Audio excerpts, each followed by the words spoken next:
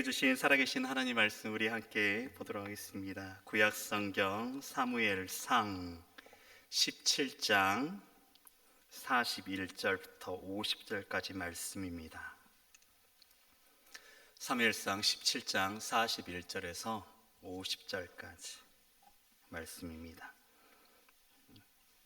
제가 가지고 있는 성경으로 437면에 있습니다. 저와 여러분들이 한 절씩 교독하고 마지막 절 50절을 함께 합독할까요? 저 먼저 읽도록 하겠습니다. 블레셋 사람이 방패든 사람을 앞세우고 다윗에게로 점점 가까이 나아가니라.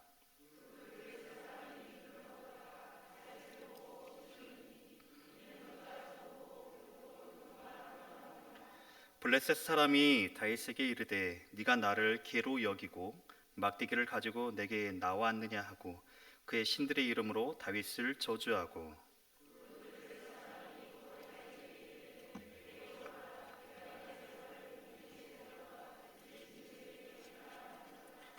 다윗이 블레셋 사람에게 이르되 너는 칼과 창과 단창으로 내게 나아오거니와 나는 만군의 여호와의 이름 곧 네가 모욕하는 이스라엘 군대의 하나님의 이름으로 내게 나아가노라.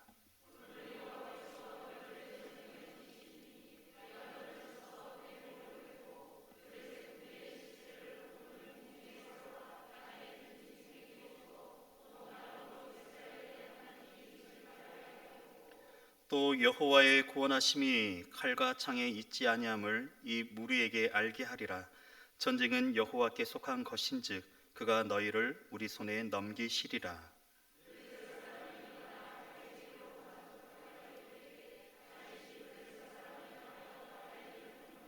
손을 주머니에 넣어 돌을 가지고 물매로 던져 블레셋 사람의 이마를 치매 돌이 그의 이마에 박히니 땅에 엎드러지니라.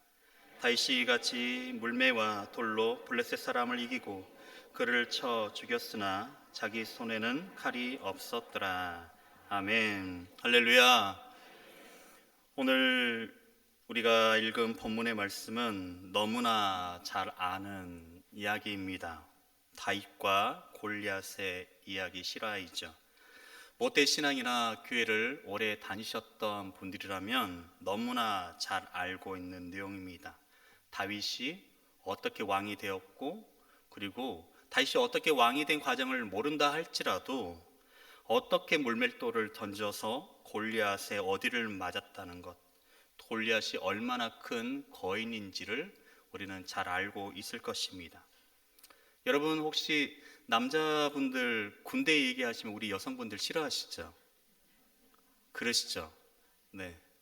안 그래요? 네. 남자분들이 군대 얘기를 하면 여자분들이 싫어하시는 것처럼 전쟁 얘기나 그런 곳에 군대 얘기에 목숨을 가는 남자분들이 계셔요. 네. 근데 그런 것도 마찬가지로 오늘 본문 내용도 그런 전쟁에 관한 이야기입니다. 어찌 보면 정말 무모하다 싶을 정도이죠. 네. 불가능해 보인 그 전쟁을, 그 불가능한 무모한 그 전쟁을 다윗이 승리한, 그 불가능해 보이는 대결을 승리한 이야기가 오늘 본문의 말씀입니다.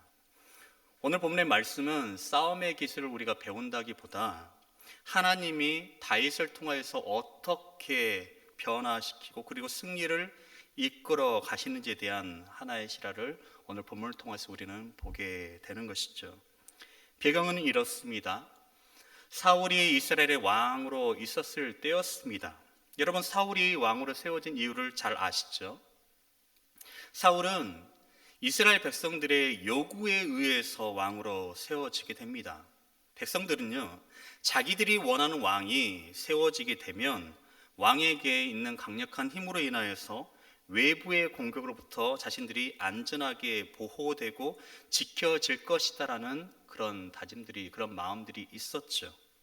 근데 그 기대는 산산이 무너지고 맙니다. 사울이 왕이 되었지만 여전히 외부의 침략이 있었습니다. 특별히 그들을 가장 괴롭혔던 적이 바로 블레셋이라는 족속이었습니다. 오늘 본문에 그 블레셋과의 전쟁이 나와 있습니다. 특별히 앞부분을 보면 2절에 그들은 엘라 골짜기라는 곳에서 전쟁을 치르고 있었습니다. 사진을 한번 보여주시겠어요? 네, 엘라 골짜기는 굉장히 광활한 계곡이었습니다.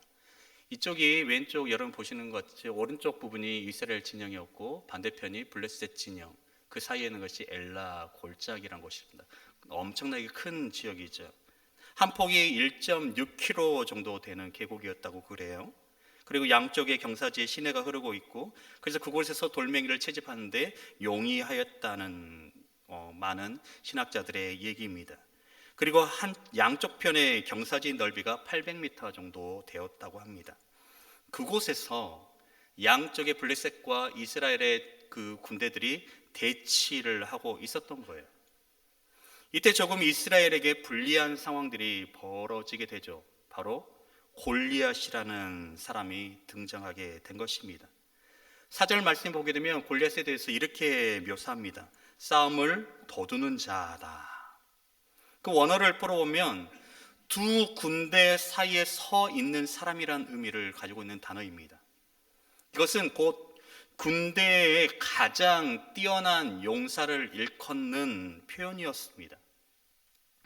14장 4절의 말씀처럼 골리앗은 그의 키가 6규빗 한 뼘이었다고 기록합니다. 한 규빗을 약 45cm, 그리고 한 뼘을 약 22cm로 가정한다면 대략 2m 90에서 3m 정도의 키가 되는 거예요. 제가 약간 안 되는 키입니다. 네. 그 정도에 되는 신장을 가지고 있었던 사람이죠. 그 정도의 키의 그 공기는 어떠한지 참 생각을 해볼, 하여튼 그렇습니다. 키로만 해도 여러분 기가 죽지 않겠습니까? 그렇죠? 키만 클까요? 그가 착용하고 있는 것을 봐보십시오. 5절 말씀 보면 놋 5,000세겔을 착용했다. 즉 그 정도의 무게를 갑옷을 착용했다고 얘기해요. 갑옷의 무게가 어느 정도인지 아세요? 봤더니 57kg 정도 되는 거예요. 어마어마하죠. 그런 장수가 이스라엘 앞에서 겁을 주고 있는 겁니다. 근데 그 겁을 주는 것이 하루 이틀로 멈춰 있는 것이 아니에요. 16절을 보니까 40일을 계속해서 소리를 쳤다고 얘기하고 있습니다. 그리고 8절 9절을 보면 그가 소리 지르는 내용을 보게 되면 너희들이 이스라엘 진영에 한 사람을 보내라. 그가 나와서 나와 싸워서 이기면, 나를 죽이면 우리는 너희들이 종이 될 것이다. 내가 그를 이기면 너희들은 우리들이 종이 되어야 된다라는 내용이었습니다. 고대 이집트나 헬라 문화권에서는요, 자신의 군대를 대표해야 해서 상대방의 군대의 대표와 단독으로 싸워서 승리를 결정하는 관습이 있었다고 그래요. 거기에 준하여서 이 골리앗은 전쟁을 하고자 했던 것입니다. 골리앗이 40일 아침 저녁으로 그렇게 소리를 치고 있을 때 어땠을까요? 이스라엘 백성들은 우리가 너무나 잘 알죠. 두려우며 떨고 아무도 그 전쟁 가운데 나서려고 하지 않았습니다. 여러분, 우리는 이 얘기를 들으면 과거적 그리고 결과적인 것들을 우리는 다 알고 있기 때문에 이스라엘 백성들 너무나 나약한 존재들 아니야? 라고 생각할 수 있을 거예요. 그러나 우리가 결과를 모르고 있는 상태에서 과연 그렇게 큰 골리앗이 그런 위협을 가할 때 어땠을까요? 아무도 나서지 않을 것입니다. 상식에 맞는 표현이에요. 무엇보다도 이스라엘 민족들 안에는요, 사울에게는 사무엘이라는 선지자가 없었습니다. 15장 34절에서 35절을 보면 사울과 사무엘이 완전히 갈라지는 내용이 기록되어 있듯이 그들은 하나님의 선지자가 없었습니다. 그리고 무엇보다도 더 중요한 것은 사울이 왕위에서 피하게 될 것이라는 선포와 함께 하나님의 영이 사울에게서 떠나버렸다는 거예요. 하나님께서 함께 하실 때는 아말렉과의 전쟁에서도 승리하던 이 민족이 하나님이 계시지 않는 그 상황 속에서 이 블레셋과의 전투에서 그들이 두려워 떨고 있는 것은 너무나 당연할 것입니다. 이때 여러분, 다윗이라는 한 소년이 등장합니다. 우리가 잘 알죠. 다윗은 베들레헴 에브라스 사람 이새의 아들이었습니다. 다윗은 그 집안에서 그다지 중요한 일을 하는 사람이 아니었습니다. 그런데 어느 날 아버지의 심부름으로 전쟁터에 나가 있는 그 형들에게 음식을 갖다 주고 안부를 살피는 그 심부름으로 이 전쟁터에 참여하게 된 거예요. 근데 도착을 해서 봐보니 블레셋 장수 골리앗이 소리를 지르는 것을 그가 목격하게 된 것입니다.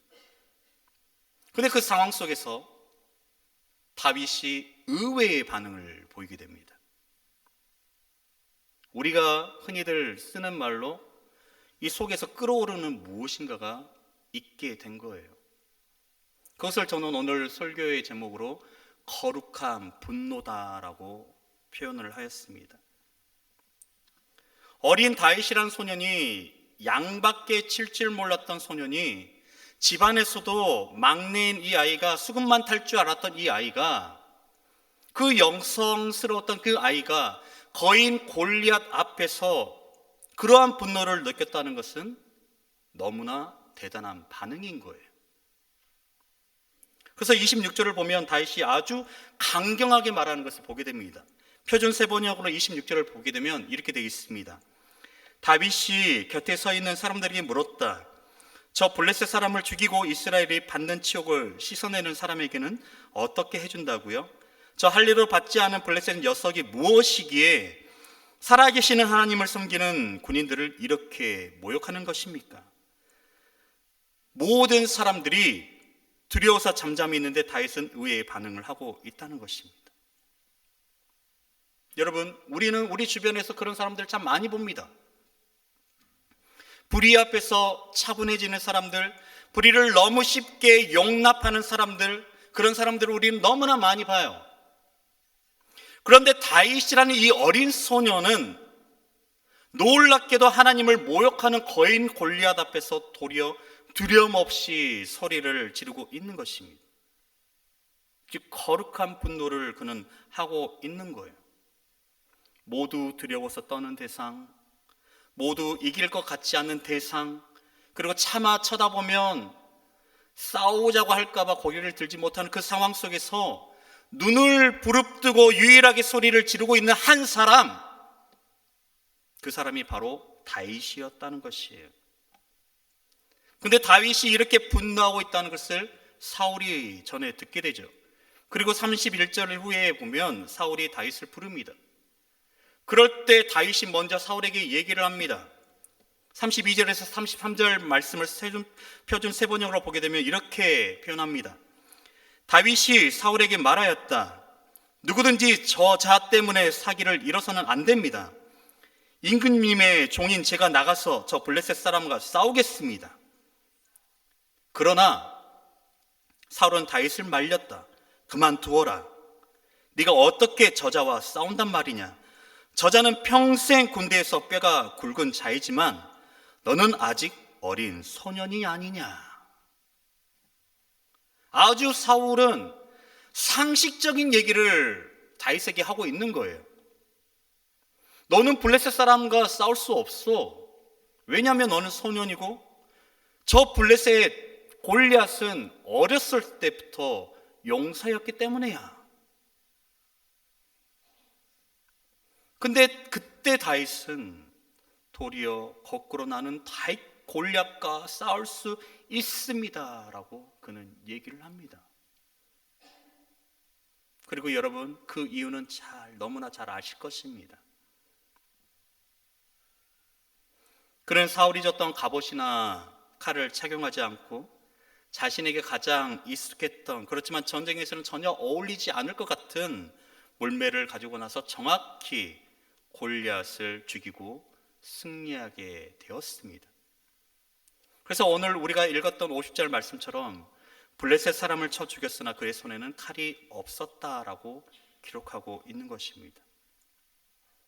여러분, 다윗이 어마어마한 그 골리앗을 이길 수 있었던 이유가 무엇이었을까요? 저는 그 해답을 오늘 본문 34절에서 37절 말씀에 다윗의 고백을 통해서 찾게 되었습니다. 우리 34절부터 37절까지 말씀을 우리 함께 읽어보도록 하겠습니다. 시작. 그러나 표준 세 번역으로 우리 본문 읽고 한번 화면을 보고 읽을까요? 시작. 그러나 다윗은 굽이지 않고 사울에게 말하였다. 임금님의 종인 저는 아버지 양떼를 지켜왔습니다. 사자나 곰이 양떼에 달려들어 한 마리라도 물어가면 저는 곧바로 뒤쫓아가서 그놈을 쳐 죽이고 그 입에서 양을 꺼내어 살려내곤 하였습니다. 그 짐승이 저에게 덤벼들면 그 턱수염을 붙잡고 때려 죽였습니다. 제가 이렇게 사자도 죽이고 곰도 죽였으니 저 할례받지 않은 블레셋 사람도 그 꼴로 만들어 놓겠습니다. 살아계시는 하나님의 군대를 모욕한 자를 어찌 그대로 두겠습니까? 다윗은 말을 계속하였다. 사자의 발톱이나 곰의 발톱에서 저를 살려주신 주께서 저 블레셋 사람의 손에서도 틀림없이 저를 살려주실 것입니다. 그제서야 사울이 다윗에게 허락하였다. 그렇다면 나가도 좋다. 주께서 너와 함께 계시기를 바란다. 아멘. 다윗은 스스로 얘기합니다. 자기가 골리앗과 싸울 수 있는 근본적인 이유를 얘기하는 거예요. 그 이유가 뭐라고요? 자신이 지금까지 살아왔던 그 모든 상황 속에서 자신과 함께 하셨던 그 하나님에 대한 경험 때문에라고 그는 고백하고 있는 것입니다. 여러분, 우리는 가끔씩 영화를 보게 되면 슈퍼 히어로가 나와서 어느 순간에 엄청난 힘이 생겨나서 아까 싸우는 모습들을 우리는 보게 돼요. 그것처럼 우리 안에 혹시 한순간에도 주님께서 은혜를 우리 가운데 부어주셔서 우리 자신이 확 변해서 놀라운 일들을 하게 될 것이라는 꿈을 가진 사람이 있을지 모르겠습니다. 그런데 결코 그렇지 않습니다. 오늘 읽은 다윗이라는 소년의 삶을 보게 되면 그가 골리앗을 이길 수 있었던 이유는요, 하나님이 역사하셨습니다. 맞습니다. 하나님이 역사하셨죠. 근데 그것만으로는 얘기되지 않아요. 하나님의 역사가 그 가운데 또다시 일어날 것이라는 믿음이 과거의 경험에 의해서 현재 상황에도 나오게 될 것이라는 것을 볼 수 있는 그 믿음이 다윗에게 있었다는 것입니다. 여러분, 다윗은 그렇게 특별한 삶을 살지 않았습니다. 서두에도 말씀드렸듯이 집안에서도 아버지께 인정받지 않고 사무엘이 기름 부음을 하기 위해 왔을 때도 굳이 아들을 끝까지 숨겼던 그런 아들, 맡겨진 일도 폼나는 일도 아니었어요. 다윗이 어떤 일을 했습니까? 양치는 일을 했잖아요. 근데 다윗은 양을 얼마나 열심히 쳤냐면, 양을 칠 때 자기가 치고 있는 양을 짐승이 물어가면 그 짐승을 뒤쫓아가서 그 양을 되찾아오는 그런 용감함을 발휘한 사람이 다윗이었다는 거예요. 그 양 한 마리가 그다지 소중하지 않을 수가 있어요. 근데 다윗은 사자와 곰이 성나게 덤비더라도 그것을 쳐 죽여 사자나 곰으로부터 그 양을 뺏어왔다는 것이에요. 그래서 다윗은 내가 그것들을 쳐서 죽였습니다라고 얘기하고 있는 것입니다.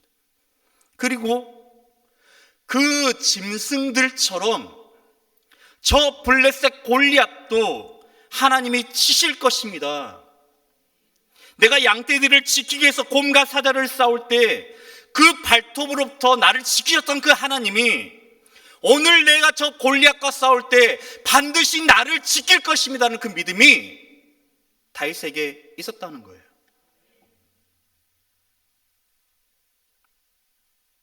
그 믿음이 그 가운데 연결되어 그가 승리하게 되었다는 것입니다. 여러분 아신가요? 우리들 삶에는 거창한 일들보다는 거창하지 않은 일들이 참 많이 있죠. 성경을 보면 우리가 아는 인물들은 거창하고 위대하고 뛰어나고 대단한 장소에서 하나님을 만난 사람은 거의 없어요. 근데 놀라운 것은요, 여러분, 하나님이 부르신 사람들의 공통된 특징은 그다지 중요하지 않아 보이는, 위대해 보이지 않는 일, 남의 눈에 띄지 않는 일, 하나님 앞에 얼마나 그런 일들을 최선을 다했느냐, 거기서 완전히 다른 사람으로 나타난다는 거예요.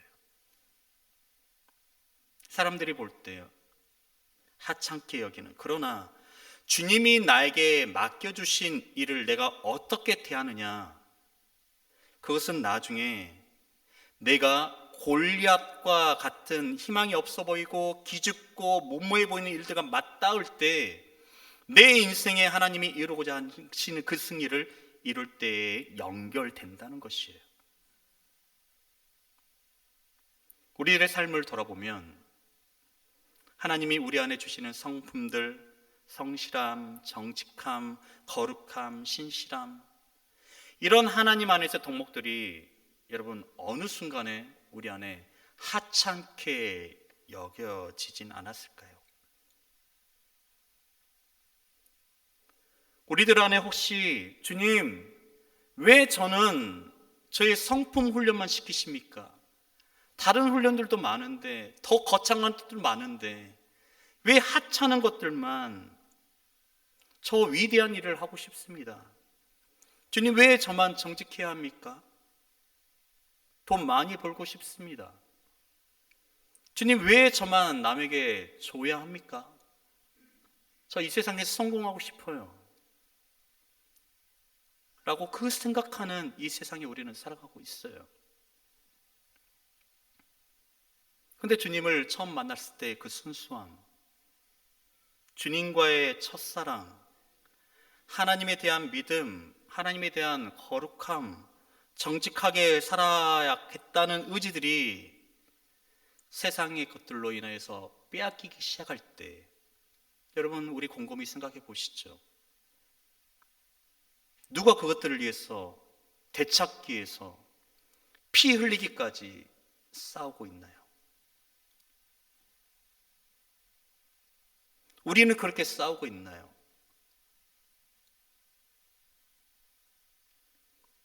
성경을 통해 보는 하나님의 전쟁은 거창하고 위대한 사람들을 그리 많이 쓰지 않으셨습니다. 다윗도 마찬가지였습니다. 하나님께서 맡겨주신 작은 일을 그가 피 흘리기까지 싸워서 지켜내는 것을 통해서 그는 무엇을 경험했냐면 주님의 보호하심과 승리케 하심을 그는 경험했다는 것입니다.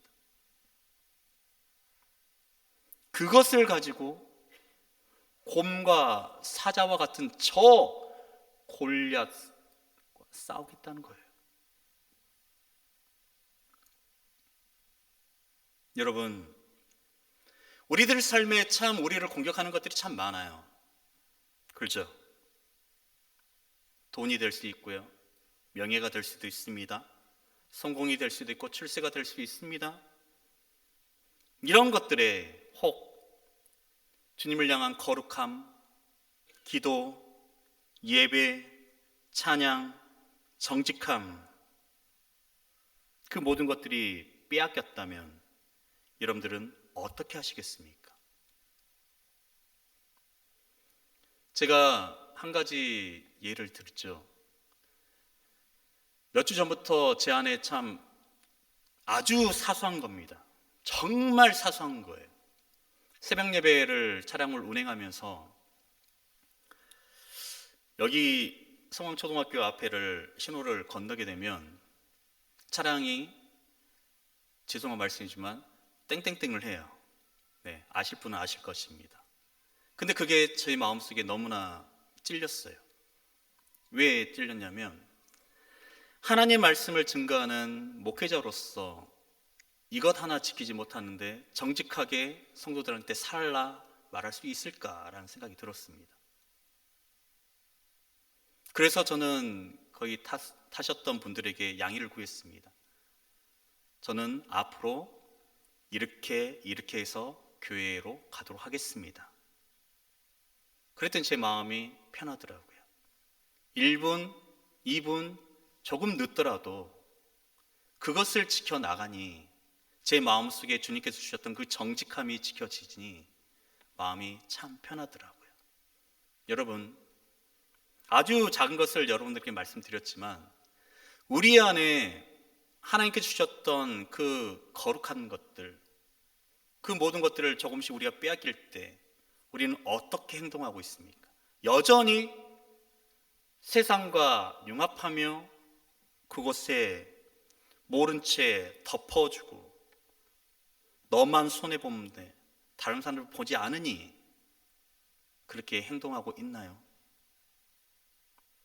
여러분, 저는 여러분들에게 도전하고 싶습니다. 우리는 싸워야 하는 것입니다.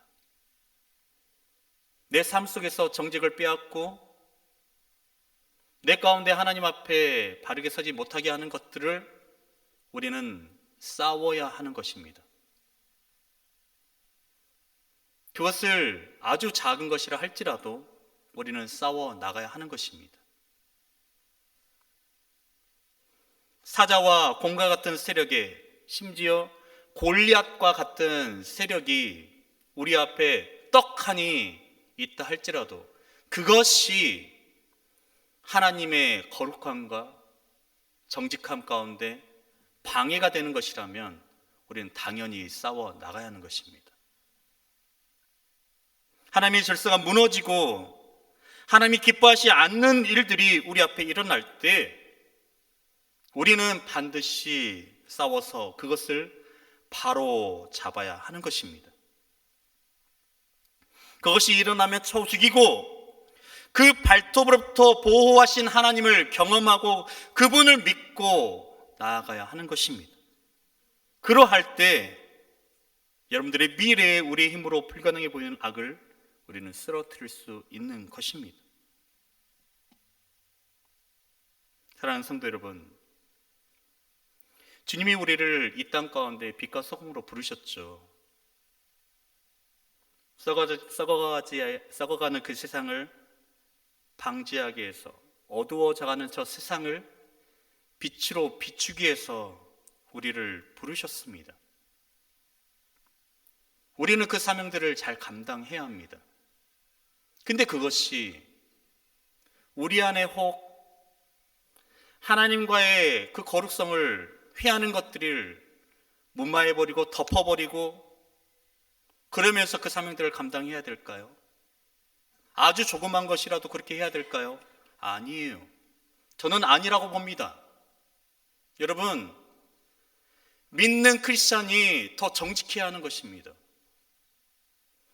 믿는 크리스찬이 더 하나님의 은혜를 위해서, 하나님의 거룩성을 위해서 싸워 나가야 하는 것입니다. 우리 삶에 하나님이 주신 조그만 일에 우리는 또한 최선을 다하며 살아가야 하는 것입니다. 사랑하는 성도 여러분, 다시금 도전합니다.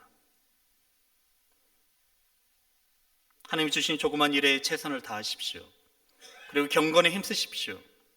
그리고 부정하고 하나님 보시기에 정직하지 못하는 것들이 있다면 그것에 대해서 거룩한 분노로, 기도로 싸우며 말씀으로 싸우며 또는 우리들의 행동으로 나서내며 그래서 하나님의 정직과 거룩하심과 나라가 세워지도록 노력하십시오. 우리 안에 역사하신 그 하나님, 지금까지 우리를 이끌으신 그 하나님, 그 하나님을 신뢰하며 싸우십시오. 그러할 때 우리는 이 세상을 이길 수 있는 거예요.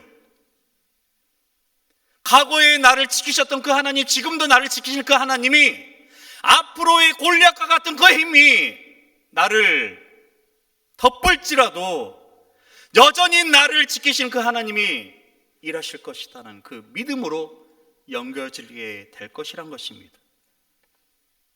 사랑하는 성도 여러분, 믿음을 지켜나가십시오. 그리고 정직한 자로 살아가기를 소망드립니다. 축원합니다. 기도하겠습니다.